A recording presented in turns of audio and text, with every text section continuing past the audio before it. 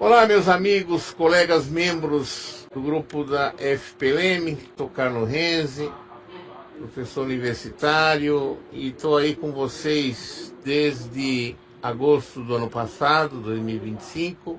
Como não houve oportunidade dos meus dois colegas de estudos poderem gravar essa Alotropia primeira minha, que foi realizada no dia 29 de janeiro, então vou fazer uma gravação, justamente porque esse vídeo é relevante, é uma forma de incentivo, de motivação para as pessoas que ainda não tiraram a certificação FPLM. Então nós vamos aqui de uma forma tranquila, amistosa, mostrando o que é uma certificação, a parte educacional, que é bom para o currículo, e depois eu vou dar dica relevante de como se preparar para o exame, que não é nenhum bicho de sete cabeças.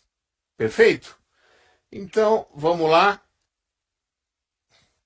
Primeiro vamos entender o que é um certificado de extensão universitária. Esse certificado é um documento oficial emitido por uma instituição de ensino superior para comprovar a participação de um estudante ou um profissional ou um membro da comunidade em um curso, projeto ou atividade de extensão. Então, no caso da FPLM, esse certificado é a nível de extensão universitária. No que consiste isso? Uma extensão universitária são atividades que conectam a universidade à sociedade, aplicando conhecimento acadêmico em projetos práticos, culturais, sociais, científicos ou tecnológicos. O objetivo dele é promover a troca de saberes, ou seja, conhecimento entre a universidade e a comunidade, ampliando a formação cidadã e profissional. Um exemplo disso são os cursos de curta duração, oficinas, palestras, projetos sociais, atividades culturais e programas de capacitação. Qual é a importância de você ter um certificado desse tipo? Primeiro é a valorização profissional, que pode ser usado para enriquecer os currículos e comprovar formação complementar. O importante, de início, informar que não é necessário ser formado por uma universidade para você fazer essa certificação da FPLM.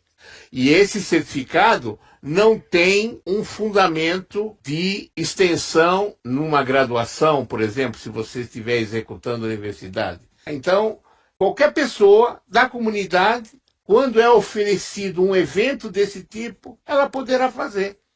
Isso aí é justamente uma capacitação. Valoriza a pessoa que está fazendo, serve para o currículo, perfeito? Mas não com característica de um título universitário. O que me propôs a fazer como primeiro encontro na Alotropia 2, esse tema que eu estou abordando aqui para vocês hoje, é que eu notei em todas as salas que a gente entra ali com os monitores, eu posso dizer que acho que não chega nem a 10% das pessoas que participam no ao vivo ali têm a certificação, tá? Fazem um exame. É um exame tão fácil, tão simples, entendeu? Que possibilitaria até de vocês participarem das alotropias como mentores da aula do momento, ou compartilhar estudos, análises, ou fazer uma transmissão de alguma coisa que você estudou e queria mostrar para os amigos do grupo FPLM. Então, esse é o motivo pela qual eu me proponho a incentivar vocês, eu como professor universitário há 11 anos, de mais ou menos 12 mais 13 disciplinas, tanto na área de engenharia, economia, finanças, marketing, administração. Então, eu acho que eu estou com um gabarito suficiente para mostrar para vocês que vale a pena. Uma, pela facilidade que é esse exame, não é nenhum bicho de sete cabeças. E outro, é uma forma de você mostrar a você mesmo que você venceu a etapa de estudos, de dedicação. Isso precisa ser premiado. E a primeira premiação vem com essa certificação. Lógico, agora, a partir desse momento, eu não quero fazer nenhum juízo de valor. Perfeito? Cada um tem a sua história, cada um tem os seus motivos, mas eu consegui elencar aqui, fiz uma análise das possibilidades de alguma eventual justificativa que cada um de vocês tenha tido nesse processo de não fazer, desleixar, não dar tanta atenção para obter a certificação FPLM. Alguns pensam assim, eu acho que ainda não estou preparado para a prova. Uma outra aqui, eu tenho medo de reprovar no exame. Isso aqui acontece, gente. Eu sei pessoas que têm trauma de fazer exame. A minha esposa, por exemplo, é uma delas. São pessoas que não gostam daquele momento de estresse de exame ou por alguma coisa no passado que aconteceu. Então ela realmente trava e tem medo, tem receio de reprovar e fica constrangida e fala, não me interessa. Outros podem já ter feito a prova e talvez tenham sido reprovados e desistiram. Não, eu não quero fazer mais. Não vou perder tempo em estudar.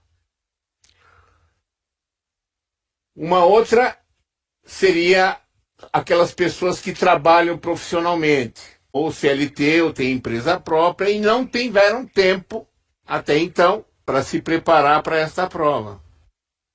Um outro exemplo seria, eu confesso que eu tenho comido etapas desde quando entrei na FPLM. Conheço muitos amigos assim, que não levaram a sério, ou estão fundamentados naquela mochilinha que os monitores sempre abordam. Eu devia ter me dedicado mais aos estudos das ferramentas. Por esse motivo, eu não tenho vontade aí de estudar de novo e passar por todo aquele processo ali, então não vejo interesse de fazer a prova para certificação.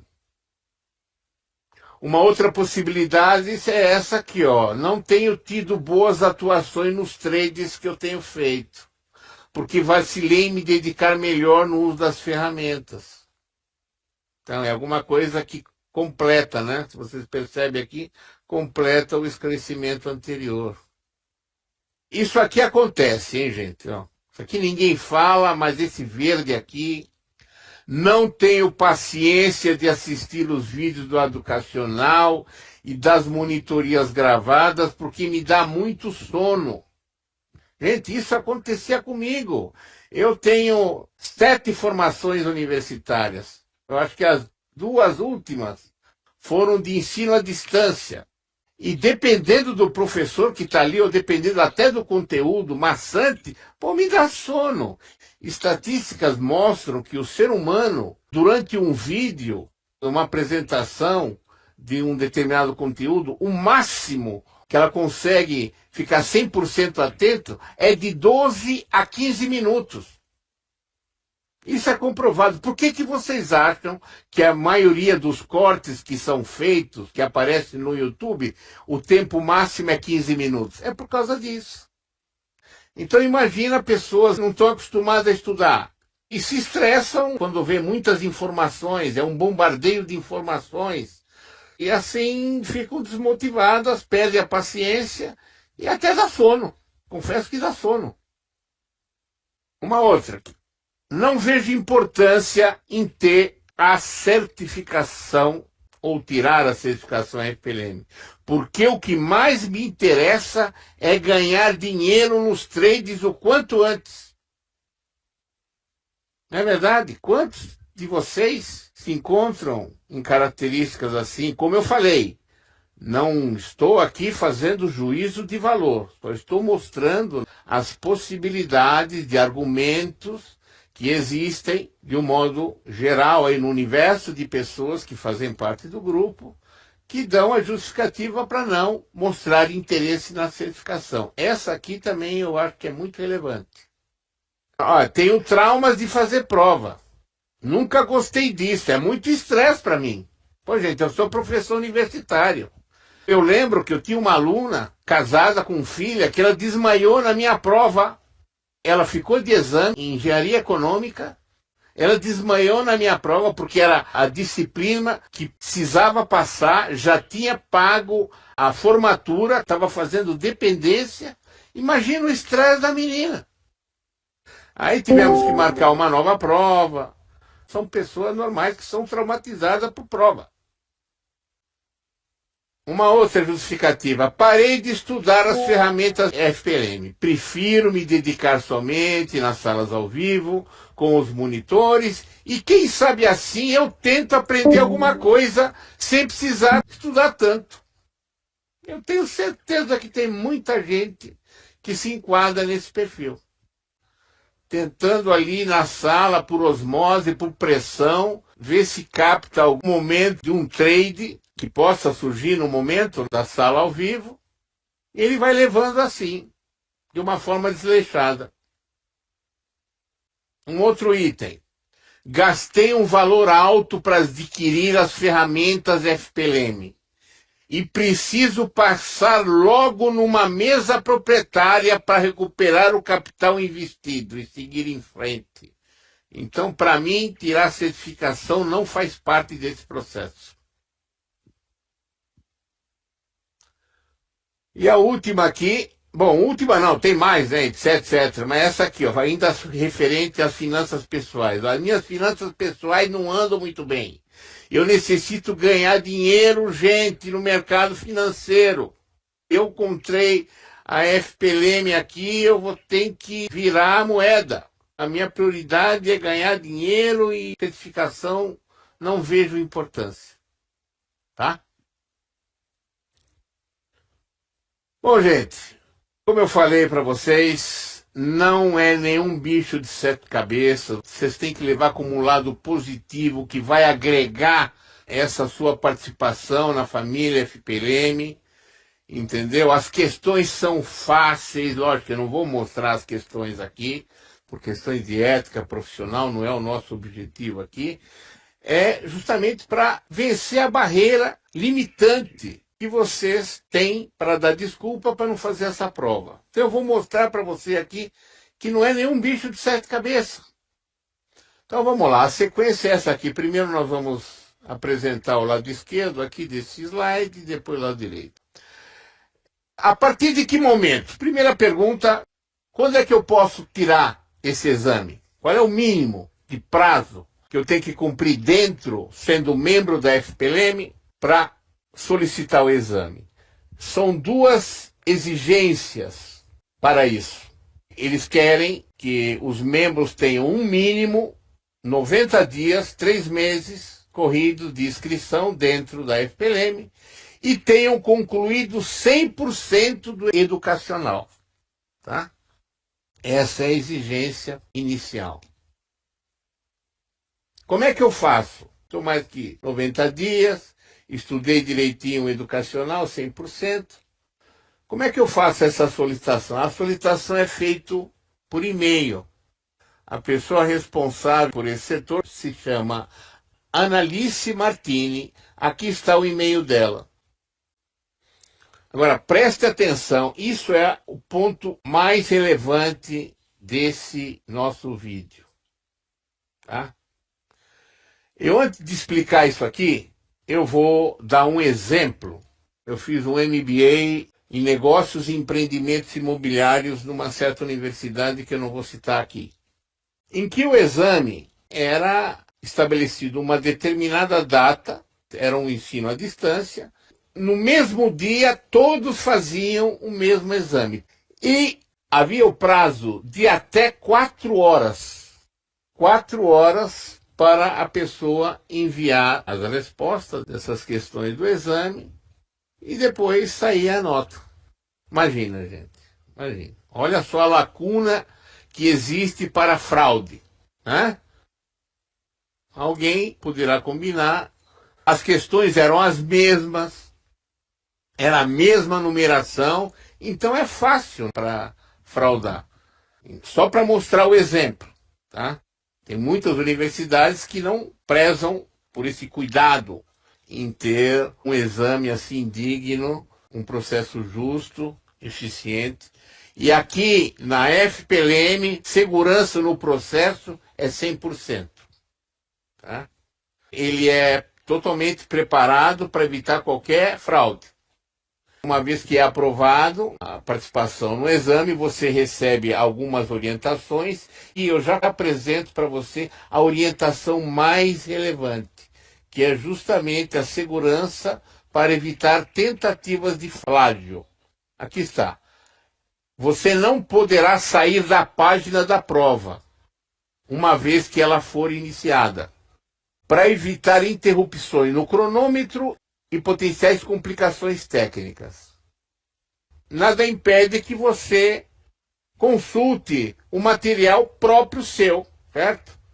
Até eu faço isso, faço muitas anotações em caderno. Eu sou da geração baby boomer, né, da antiga, gosto muito de anotações no papel, eu escrevo muito. Então, se você tiver o seu controle pessoal, não há nenhum impeditivo, você pode consultar suas fontes, né, como ocorre em certas provas específicas nas universidades de engenharia. Eu, por exemplo, como professor universitário, eu vi que meus alunos, da noite, eles sentiam estresse com as minhas provas, prova de matemática, matemática financeira, engenharia econômica, administração financeira, é complicado. Então, o que eu fazia? Eu fazia prova com consulta. Com consulta ao material do próprio aluno.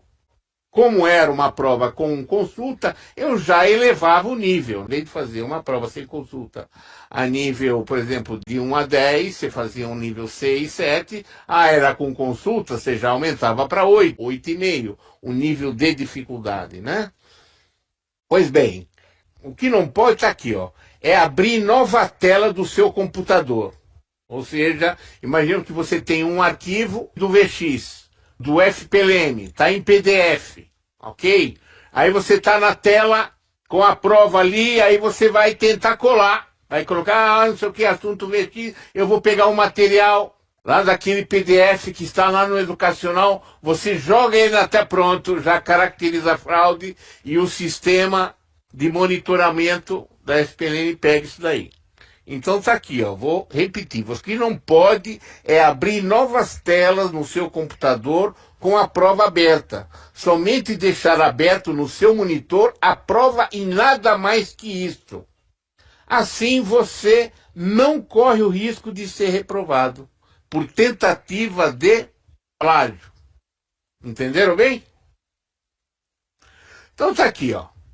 A prova é múltipla escolha, são 4 alternativas. As questões são muito bem divididas, isso eu tenho que elogiar. Em termos de assunto, envolvendo todos os conteúdos do educacional, exceto cenário e time de entrada, ok? Não vai cair cenário, PPM, rompimento, que os times de entrada, etapa 1, etapa 2, isso não cai. O que cai são as ferramentas. Você tem que entender as ferramentas no seu âmago, o VX, as maps, o FPLM, o Shark, saber associar a map com o VX, a map com o FPLM, ou as 3 ferramentas juntas. É isso que é explorado nas questões. E de forma simples, de forma fácil. O importante é que se você entendeu o conceito do educacional, as questões você tira de letra. Como é que são essas questões, Renzi? São assim, ó, são questões do tipo: escolha a alternativa correta ou a que melhor representa um determinado conceito. Não tem pegadinha do malandro nessa prova, viu? Eu lembro que o meu primeiro exame, eu fiz um exame preparatório, eu estava fazendo cursinho, então abri um exame lá na CES Gran Rio, no Rio de Janeiro. Tá? Nunca vi um exame tão ruim de ser executado como o dessa universidade, do Rio de Janeiro, que só tinha pegadinha, sabe? Textos grandes, Parece que todas as alternativas eram muito próximas uma da outra. Mudava só um verbo, mudava só a palavra não. É coisa absurda. FPLM não tem esse tipo de coisa. As questões são objetivas, são diretas e sem rodeio. Direto ao ponto. Se vocês perguntarem para mim, Carlos, qual é o fator que realmente poderá me dar uma certa preocupação nessa prova? É esse fator aqui, ó, fator tempo. Porque você terá 50 minutos a partir do momento em que for acionado o cronômetro, tá? Num total de 21 questões de prova, certo? Se você pega 50 e divide por 21, dá um tempo médio para cada questão de 2 minutos mais 22 segundos. Certo? Você não vai precisar. Pode ficar tranquilo. Se você fez o educacional, entendeu bem as ferramentas, não sei o quê, 2 minutos é muito para responder uma questão. A dica que eu dou é o seguinte. Para mim aconteceu em 3 questões assim. Às vezes, surge alguma dúvida na hora que você está lendo uma questão, qual alternativa é a correta das 4? Para mim, eu tive esse problema com 3 questões que eu fiquei em dúvida entre 2 alternativas. O que você faz? Uma dica importante minha agora. O que você faz no momento desse? Gente, se você travou na hora ali, está em dúvida, passa para frente, não perca tempo, porque se você ficar insistindo, esses 2 minutos passam, você vai começar a ficar olhando no relógio, isso pode atrapalhar o desempenho total da prova, ok? Essa alternativa é a correta? Beleza. Passa outra questão. Começou a atrapalhar já no enunciado, você já vê as alternativas ali muito próximas, eu vou ficar em dúvida aqui, passa para frente, pula para a próxima questão. Deixa essas questões duvidosas para o final. Porque quanto menos tempo você vai assinalando as questões fáceis, as questões em que dominam, mais tempo vai sobrar para você concluir aquelas questões problemáticas. Perfeito? Beleza. E para me aprovar? Eles exigem 70% de acerto. Ou seja, matemática simples, né? O máximo de questões erradas para aprovação são 6. Ou seja, você tem que acertar 15 questões ou mais para ser aprovado, de 21. Certo? Isso aqui não é obrigatório, mas eu aconselho. É uma forma de você controlar. Porque como o fator tempo, eu falei que é a incógnita mais relevante, mais problemática, que poderá te dar um pouquinho de desestruturação, de estresse nesse momento, é o tempo, né? Porque é 50 minutos, eu deixaria o despertador na minha frente, entendeu? É uma forma de você monitorar muito bem o tempo, conforme você vai executando a prova, quanto tempo falta, perfeito? E se eu não passar? Vai ser muito difícil. 15 dias corridos após o resultado, você pode fazer uma nova solicitação para um novo exame. Aí eu pego o processo natural aqui, normal, né? Manda um e-mail novamente para anunciar, olha, passaram 15 dias, não fui aprovado, você me abre a possibilidade de um novo. E esse aqui não custa, viu, gente? Não tem custo. Caso não passe. Bom, gente, rapidinho aqui, só para vocês terem uma ideia como é que funcionou no meu caso. Ó, eu entrei no dia 4 de agosto, fez a solicitação para o exame no dia 3 de novembro, bateu o 91º dia, eu, pumba, mandei o e-mail para a Analice. Foram 3 dias para eu receber o e-mail com o link da prova, junto com as regras do processo, que é essas aqui que eu resumi aqui, as mais relevantes aqui, o tempo de prova, a segurança no processo. Por isso eu acho que esse slide aqui é o mais relevante, assim, para que vocês tenham fixados antes de você executar a prova em si. Aqui são as principais preocupações que você vai ter que ter um pouquinho antes do exame, perfeito? Essas regras você recebe, juntamente com o link da prova. Eu recebi numa segunda-feira de manhã e eu realizei o exame num dia que eu estava tranquilo, que não tinha compromisso. Eu realizei no dia 6/11, foi numa quinta-feira à tarde, no 24º dia da FPLM. E a certificação saiu 15 dias depois. 15 dias depois, no dia 21, numa sexta-feira, e o diploma em papel me chegou pelo correio. Você vai receber duas versões, a versão em PDF e o diploma impresso no papel, no teu endereço.